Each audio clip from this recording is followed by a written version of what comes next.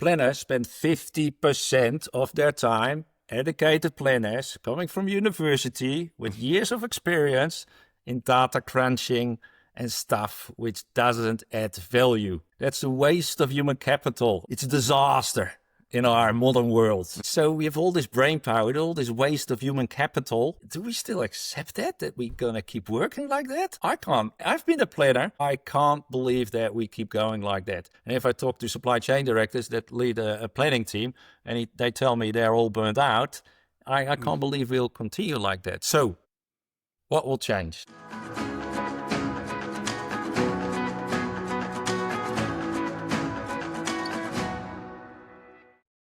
Hi, this is Mark Blackwell. Welcome to the Arcaro Insights podcast. This is the show where we help B2B executives with tools and techniques to thrive in a complex, adaptive world.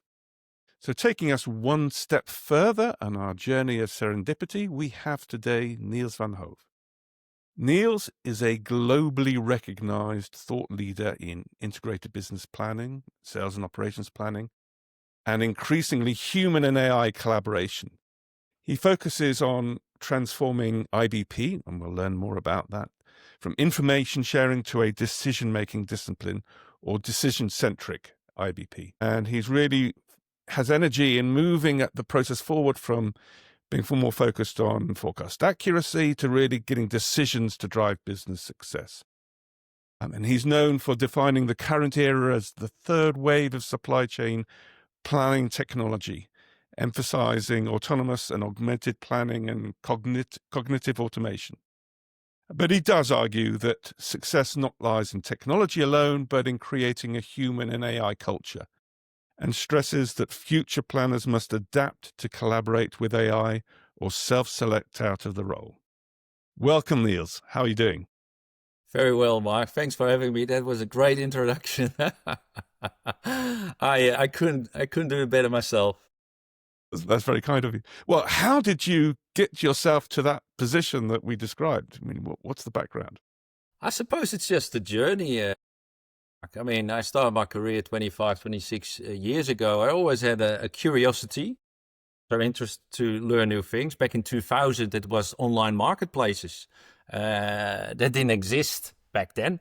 That was new. I started to research it, and I got invited by McKinsey to brief them on it, just because I was an expert, because nobody knew it. So over my lifetime, I have done, I pick up new trends and whatever has my interest, I add to that, and I try to paint a picture of understanding. And with a background in supply chain and integrated business planning, came, of course, the era of AI, and I started to think about it a bit more, write about it, publishing, and then, it results in your introduction, I suppose.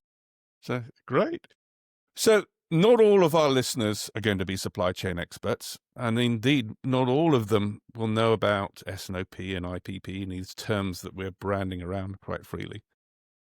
And anyway, in my experiences, even if people know the terms, they often have different understandings of what they mean by sales and operation planning, the purpose, the time frame. So maybe you can give us a little history of how all of these processes evolved. We want a history of S&OP and IBP. Enough so that people can understand the journey. Look, it was a supply chain management back in the 80s where people try to connect the planning in terms of, this is my sales demand, this is what I have to manufacture, so this should be my material requirements planning. But in very short, what IBP, Integrated Business Planning, is trying to do is integrate different silos in the business to create one common view. So a siloed view is usually not very effective. So we created an integrated view horizontally for a future business plan, but also vertically. So we have horizontal integration between departments and maybe even customers and suppliers of how my business look like, but also vertically, hey, what's my strategy? What should therefore be my long-term plan, my mid-term plan, and my short-term plan if I want to execute that strategy? So now I'm aligned horizontally, I'm aligned vertically, which is sort of this utopia, which can't be reached, actually. That's what I'm always saying. But it's so interesting to get there that would have been big part of my purpose of having an interest in integrated business planning. And so setting your strategy and be able to execute that vertically and horizontally across your business, regardless of what business or vertical you're in. The way, sales and operation planning really was originally the focus was balancing supply and demand. But I love the integration, and certainly what we experienced in DuPont was making it evolve and mature to IBP, which is the way that you run your business. Yeah. And really having a view, which is a 24-month view, not just a 3-month view, which sadly all too many processes have. Having said that, one thing has to be said in the history is, as I say, is the emergence of sales and operations execution, because we can touch on this today. The world is moving faster, and there was a recognition that a monthly planning cycle is insufficient, and hence the more daily and the weekly rhythm of sales and operating execution evolved from that. So that's we've got some terms which I think we can all be aligned with. What's been the history of machine learning and AI in these processes?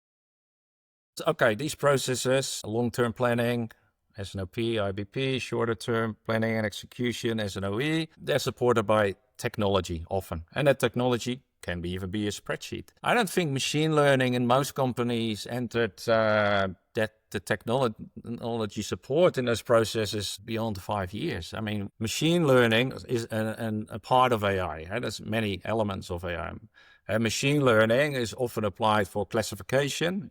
Is a picture a cat or a dog? And classification you can also apply to root causes. Okay, what causes this problem in the supply chain? But it's mostly used, and most of the technology providers would have added a machine learning algorithm to their prediction capability to create a baseline forecast. So that's, I think, where machine learning or AI entered these processes and most of the supply chain in planning. I would say probably in manufacturing processes, picture recognition, etc. That would maybe go back a little bit. But if we talk about planning specifically, I don't think beyond 5 years ago, there were many places where you would find a machine learning algorithm doing a forecast, a few maybe. The reality is, where are we today? What's the good, the bad, and the ugly of the use of these tools right now? Yeah, so where are we today? So I think it really got a big boost in general in the C-suite, in the executive and on board level when ChatGPT was launched. All of a sudden was this big adoption on a type of AI. Let me say that Gen AI is AI, but AI is not Gen AI. And many people had made that mistake for a couple of years. AI is Gen AI. No. Gen AI is it's a generative AI, but it woke up the executive level and they, am I allowed to say this on your podcast? They had an oh shit moment. Really? We need to do something with AI because, whoa, what's possible? All of a sudden there was this sort of this use case, which wasn't a forecast somewhere, somebody in planning did. This was visible. This was all around the world, 100 million users in a couple of days. So all of a sudden it got board level attention. That was a distraction, I think, for a year, maybe 2, up to last year, 24, that, AI is Gen AI. We need to do something with Gen AI. No. Gen AI is a type of AI. And you have to define what do you need for your business processes or rethinking your business. So it was good for the attention for AI. But it was also a distraction. And now we see that, okay, there's been so many use cases of Gen AI. There is more realization that it's just a part of AI. And Gen AI by itself, yeah, it's nice, but it's definitely not a complete picture to rethink your business. Having a Gen AI bot in your customer, service, yeah, great, but it doesn't transform your business really. No, I loved your framing of it from the moment that the CEOs and the C-suite recognize something needs to be done. Yep. And we've talked about that on previous podcasts of the fear of missing out, the FOMO movement and the rush to bring in the shiny new thing, which is one of the reasons why 95% of companies, or according to the MIT report, that started AI projects haven't seen any benefits from them. Yeah, look, it is that, but it's also, again, where was AI sitting? People were using it at home. You were talking to Siri, natural language processing. It's AI. It was already on your phone. It was already in your email inbox and your credit card system for fraud detection and spend detection. People have been using it for years. But in business, it was still like, oh, the data science team, there's a little project here. And I think ChatGPT launch was an oh shit moment, or, the world has moved on. We need to look into this thing, which is good. That was a wake up moment. So again, the reality is, and that's sort of the good, the bad, and ugly. There are some companies that are making lots of steps at the moment, but honestly, I was looking at some statistics. Something like 70 to 80% of demand plans still are made largely with the influence of Excel. Yeah. And another survey said 46% or something of demand plans are fundamentally made by Excel. Yeah. If that's where we are, what Yeah. is it? What's the prize? And, and what's the opportunity that we can get by going for it? Look, first of all, Excel is great. We all love Excel. I think it gives, just to double click on that for a moment, it gives you freedom outside of the online system. Nobody sees what you do. It provides you creativity. You can make any scenario you want. You feel autonomous. So all these intrinsic human needs are fulfilled. If I'm on a system that everybody can see, an integrated system, then I can't do that. So yeah, bless Excel. I think Excel will, or an Excel-like, will always be there because it fulfills a deep human need. Once you start integrating Excel at a large scale, yeah, you can run an Excel a supply chain for a couple of products, one DC and one manufacturing plant. Once you do it globally across 150 countries, 50 factories, 100 DCs, and 10,000 products, work that well anymore. Yeah. Yeah, going back, I think what we see here is that, look, I started implementing APS, advanced planning systems, to support planning 25 years ago. Okay. And I walk now into businesses that still run that system from 25 years ago, or maybe a slightly updated version. They haven't progressed. So you see this range of and Excel will always stay there, and probably 80% will always use some form of Excel. But yeah, we'll see a progression. I think at one point of time that we move forward. But what has happened with APS, it's been very slowly. I think here we're in an inflection point that it's not a linear change with the technology we see now. It's an exponential change. If you look at Gen AI and what it can create, and then the agentic AI, it's a different world. It's not the same world as we were in the last 25, 30 years. And yes, you can stay in that old world, but yeah, how long can you be competitive? I really wonder that. And, again, I love Excel. Yeah. So tell me, what is it that these AI tools can do? Let's focus first on the demand plan. Yeah. Intuitively, one of the things that I remember often talked about, but not really done, was scenario planning of demand, and maybe thinking of demand as a range of probabilities rather than one number. Yeah. And because of the sheer slog of just getting one number out, discussions, we never really got to that point of thinking about a range of possibilities and planning for those potential futures. What's possible now?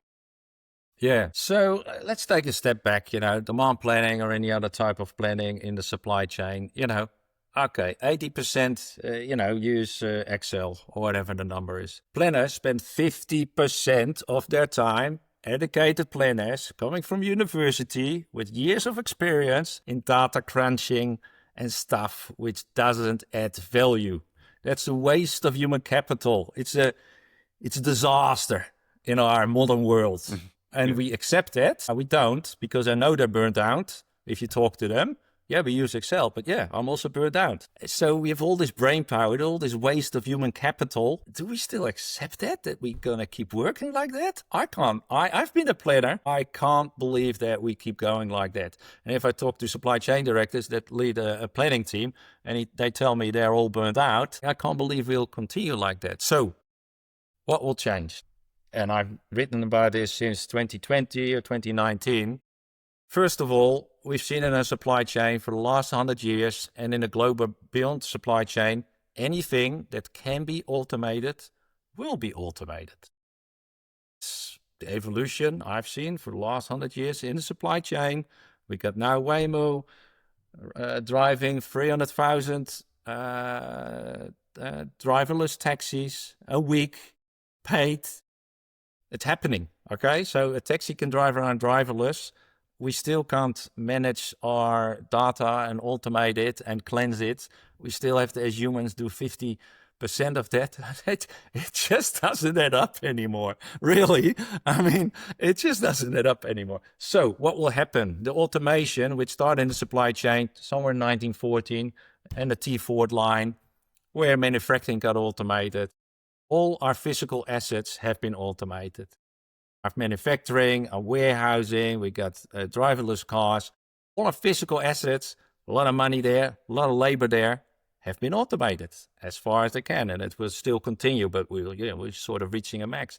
The knowledge worker, under which the supply or the planners, they haven't seen any of that automation. They're still working in the 90s because the focus has been, and this automation, on the physical assets in the supply chain. And we can see the proof. It's just there over the last 20, 30 years. Now, what will happen is that we see elements of the dull, repetitive tasks under which data crunching and blah, blah, blah, the repetitive analytics and reporting. We can automate that because it's repetitive. It's the same. We can digitize that. We can automate that.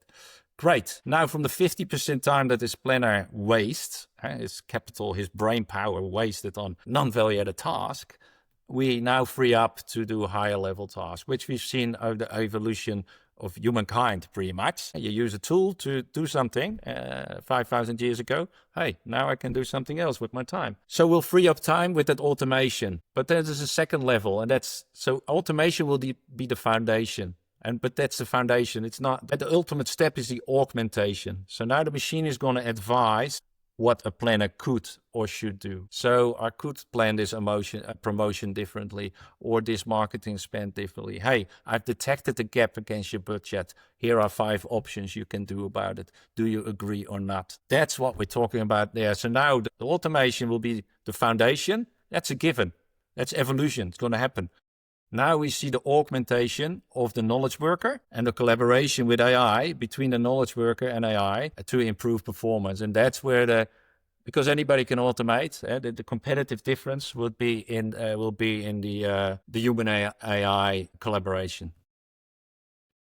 That was a long answer. It was a long answer to your question.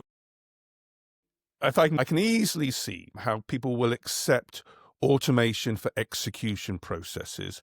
Yeah. When it's optimizing under relatively low uncertainty because you've got your customers, you've got your orders, and you've got your stocks. Yeah. And it's just a question of optimizing against that reality. Yeah. As we go out in time, we're losing certainty. Yeah. So this is where the human, I think, comes in more and more, because as I was a great fan of S&OP IBP, for me, it brought visibility. So everyone had the same mental model of the problem that they were trying to solve, rather than differing views and differing things which would inevitably cause them to talk over each other. Getting that mental model alignment is key, and that's because of visibility, and hence all the big, reliance on what have I assumed this month. In each case, what are my top 3 assumptions, or whatever process you use, and what has changed since last month, so I've got a really clear understanding. One of the challenges then obviously is the black box phenomenon. How do I explain how this forecast was created so that I can start aligning with it? Can you talk about that? Yeah, I can. I will first of all come back to a previous point. I agree with you, and I've highlighted it in the paper. It was my first time where I segmented decisions in S&OE, IBP, cultural and strategic, where S&OE will be highly automated, limit augmentation. IBP, the process of the underlying plan, that can be automated, but the decision-making can't. Decision-making will be augmentation. And I wrote my theory on that in 2020 and a published paper. So I agree with you there. IBP decision will be augmented, not automated. But the underlying planning to create a forecast, that can be automated. So going back to your question, which was, remind me again, because now I am... It's the explainability, aligning. Yeah. If we have the same understanding of what are the fundamental reasons how we got this, and by the way, I know John, who's a demand planner, and I know he's a good guy. Even if I don't understand everything, I can trust him because I know what he does, right? You've got that, the visibility, the explainability, and the trust of the human type of process versus the extreme of a black box stream of numbers. Yeah. So I think we had a LinkedIn post on that a day or two ago as well, and I'm expect a little pushback here or a little contrarian view.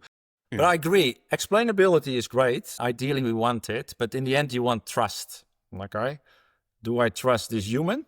Do I trust this AI? Without trust, that has been proven as well. The speed of trust, it's all out there. Without trust, nothing moves between humans. My proposition is also not between human and machine. So explainability is good, but why do we need explainability? To gain trust. So how long do we need explainability after we build trust? Do we still need it? So that's a question I would ask.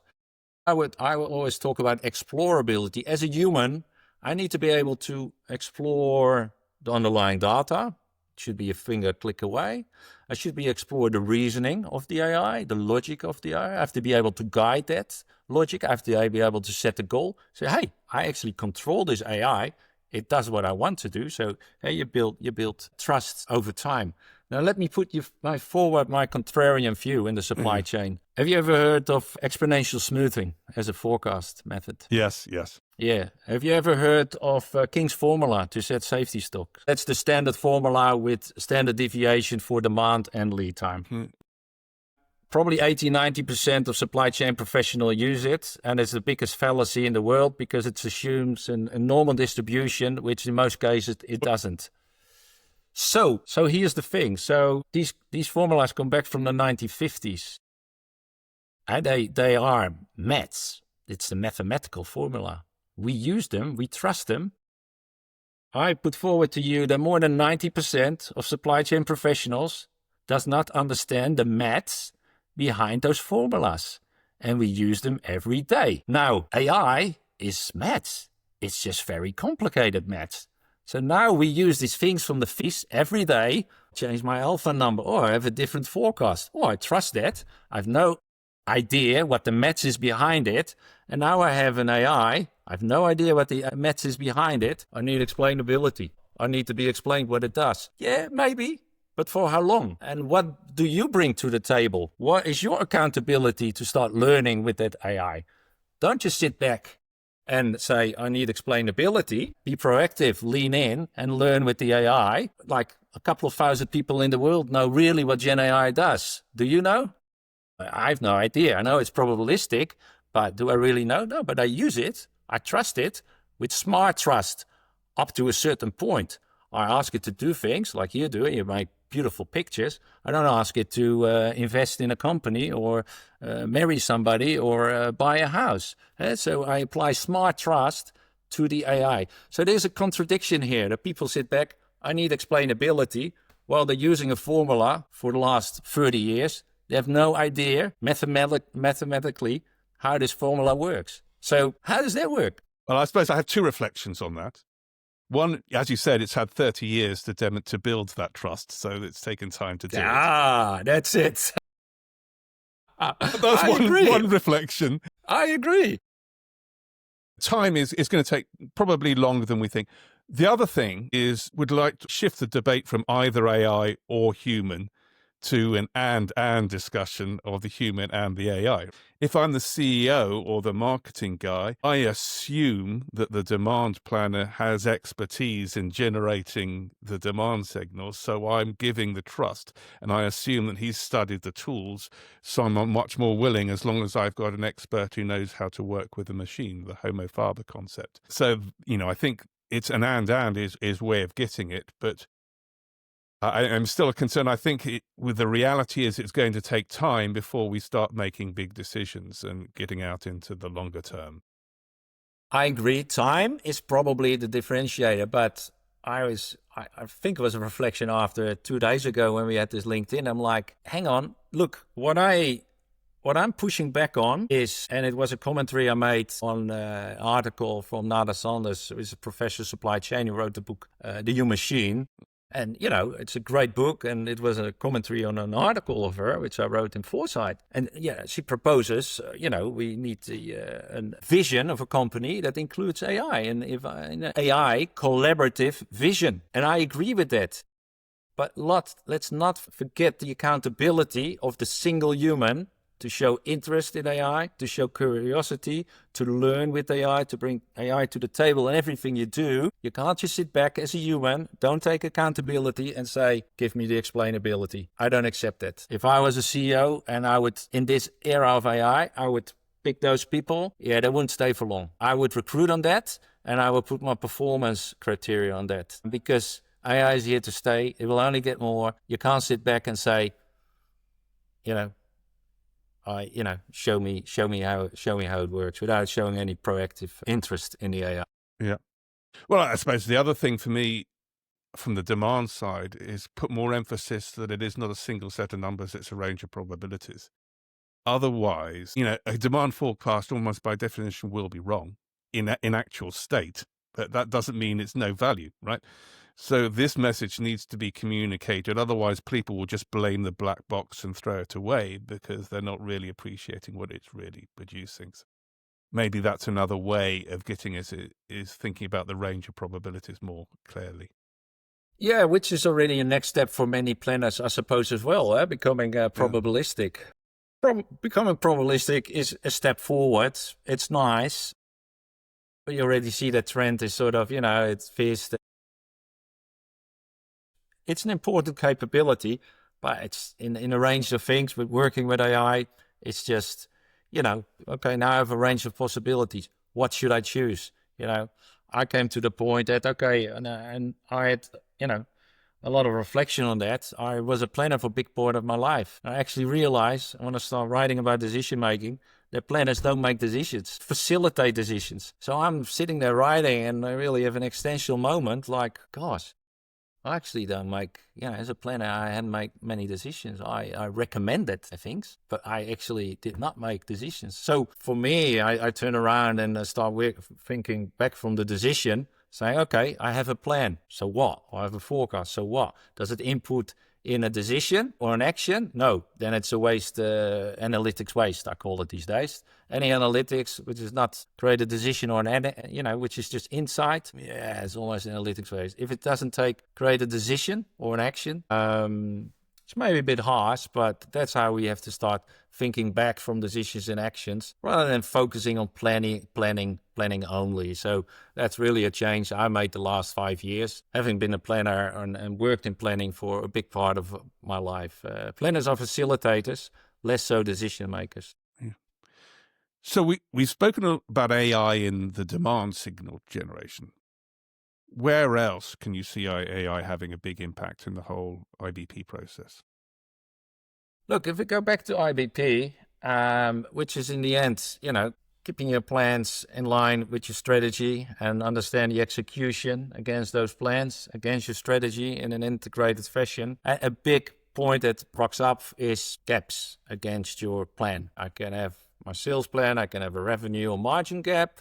Operation plan, I can have a labor cost or production capacity gap, and so forth and so forth. Now, if I have a budget or a forecast and my actuals come in or my new forecast comes in and I have to measure that versus my budget and I have a gap, what do I do? Now all the planners are going to, I can do this, I can do that, I can blah, blah, blah, blah. I take it to my spreadsheet, I play around there for a while. That can all be automated.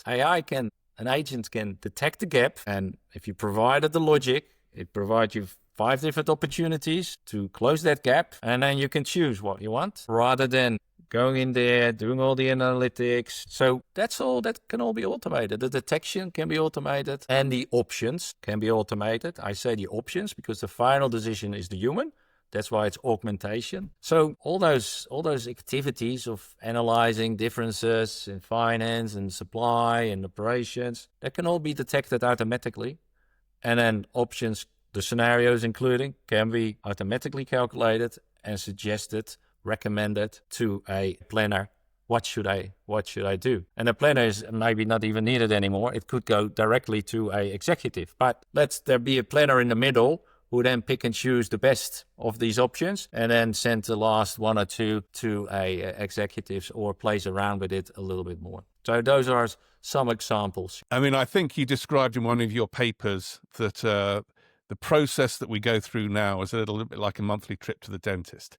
It is fundamentally painful because there is so much work being done on data preparation. And if we could simplify that, we could increase the adoption rate, because there's another statistic I came across this week. It's only something like 40% of companies in France have got an integrated process where they connect demand, supply, finance, and executive decision-making. Yeah. So although we've been in businesses that have had it, the reality is the adoption rate's low because there is so much work that needs to be done that has the potential to be simplified to focus on making decisions.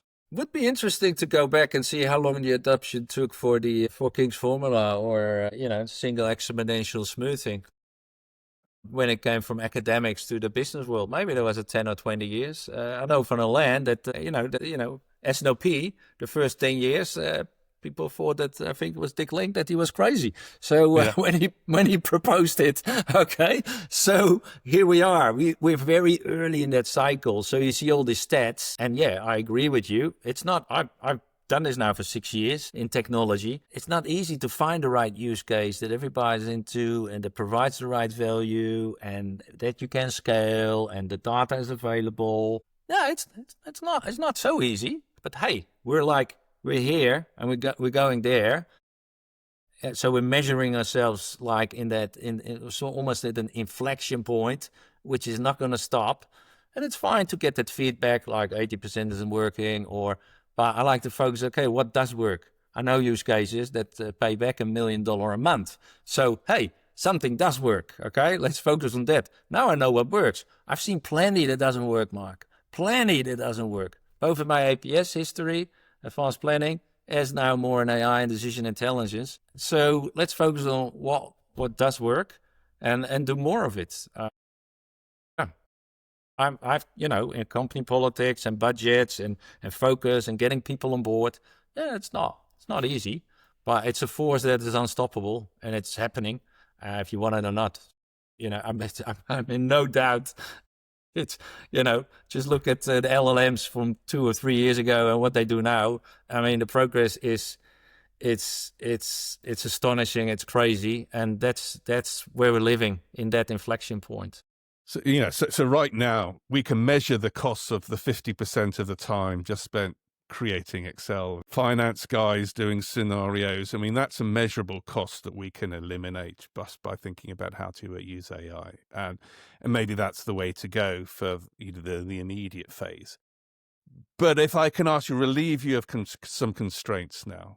Yeah. And let's imagine that we accelerated forward. What could happen in the future with AI? Well, what can happen in the future? So in the end, if you hear the professor speak and the answer is we don't know. Because if you've seen the acceleration of only LLMs and those other areas, we don't know. But if you go to what I focus on decision making, digitized decision making, advancing the human to make better decision, because we're riddled with bias. We know it. We think we know it well, but only 2% of managers use best practice decision practices. So the rest is pretty much biased. One of my ideas, and I got a little bit from Roger Moser, who's a decision intelligence expert, is what we can do with LLMs now is you create decision avatars. So I'm a finance manager. I take on the behavior of an LLM finance manager, so a digital finance manager. I've uploaded all the finance books in the world into this large language, into this decision avatar. I give it certain behaviors that I want it to behave according to company profile or company culture. I test that, so it's X to this behavior. Now I upload all the P&Ls and all the financial investments of the company for the last 100 years to that LLM. And I do the same with operations. I do the same with marketing. So now I have an executive leadership team, decision avatars, specific with specific behavior and a specific function, with all the world knowledge on marketing or sales and all the knowledge from the company, from the last 10, 20, 50, 100 years, however the company. I give it a problem, and I let them debate, and I give them the prompt to give me 5 options after, some good debate, and I can prompt a little bit more guidance. Now, that it's already possible pretty much. And that could be an IBP meeting, okay? So I have a problem. It could be strategic. Shall I build this factory or not, or build this warehouse, or go to this new market? It can be a bit smaller problem, but at the lower level. But this is what we can start doing. We created not just a digital assistant. We create a digital team that goes at a speed like we can't even imagine through scenarios, give us their best 5 one. We as a human, we're going to check that. We're going to explorability, maybe not explainability. See, okay, how did they derive that? What's their logic? Well, yeah, that sounds, yeah, those 5. Or maybe as a human, I wouldn't do this one, but those 4, yeah. Let's discuss those as the human executive team. But it's been prepared by my digital IBP team. So that's my vision. That's my thought. It's already possible if we put the resources into it. Why not?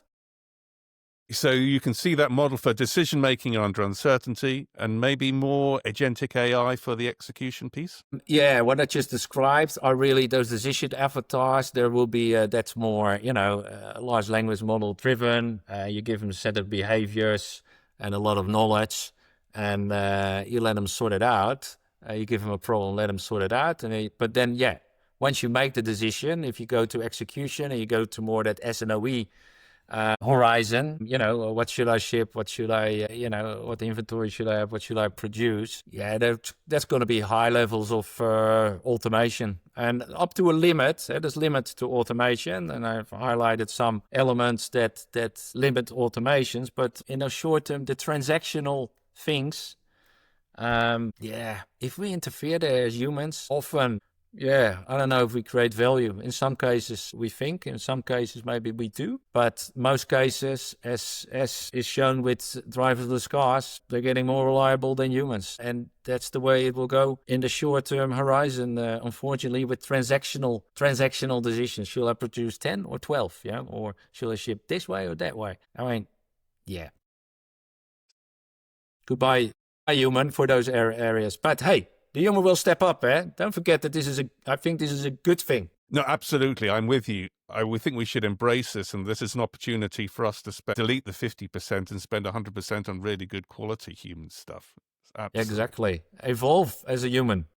Totally. That's, Wrapping up, imagine yourself talking now to a CEO. They've had an S&OP process that's sort of been around, deteriorated, got all the flaws that we know about. And is hearing about you and AI and everything. What 3 bits of advice would you give to him right now? First, don't listen to me.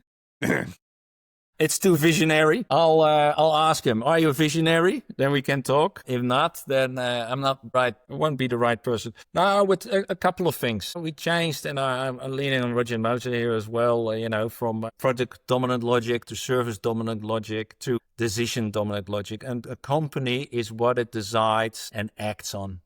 All the glossy other stuff, in the end, that's how value is generated. And that's a new logic approach. Over the years, we've seen product, service logic, dominant decision logic, I think. So think back. If you want to redesign and rethink, think back from the decision. S&OP ought to be, and it was since the 80s, a decision-making forum.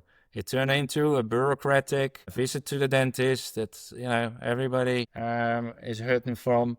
And where few decisions are made. So understand your decision, work back from the decision, then what options, and get clear what data you need, and start designing like that. And you'll see that you actually, I think, will only need few few of the time that you spend now on your S&OP to make those real decisions. So I say think from the decision back. Second, embrace technology. I mean, there's no, there's people say people, process, and technology. It's technology and people will become one. Soon you can't differentiate anymore. If you do, you're already lost. You already lost the competitive battle, because it's the collaboration between the machine and the human. So look at that technology, and then, I would say mindset and behaviors, what we started off with. If you sit back and say, show me the proof, and you don't say proactiveness, you don't engage with the AI, you don't try to teach the AI first and then learn from the AI and make it a collaborative process. So redesign from the decision back, get the right technology, and not just any AI, get the right technology for those decisions. And then mindset and behaviors that embrace the future. That's 3 pillars. Put on top of that a good vision. That would be a 4th one. And that is linked to embracing technology and the future. And you'll have maybe a platform to you can work with the next 30 years rather than staying back in the 90s. Fabulous, Niels. Really appreciated that. Well done. A good tour. And I hope our listeners appreciate it. Thank you very much. Bye-bye. Thanks, Mark. This podcast is brought to you by Arcaro. To learn more about how Arcaro might help your organization adapt to a changing world, please visit our website, www.arcaro.com. More information in the show notes. Thank you.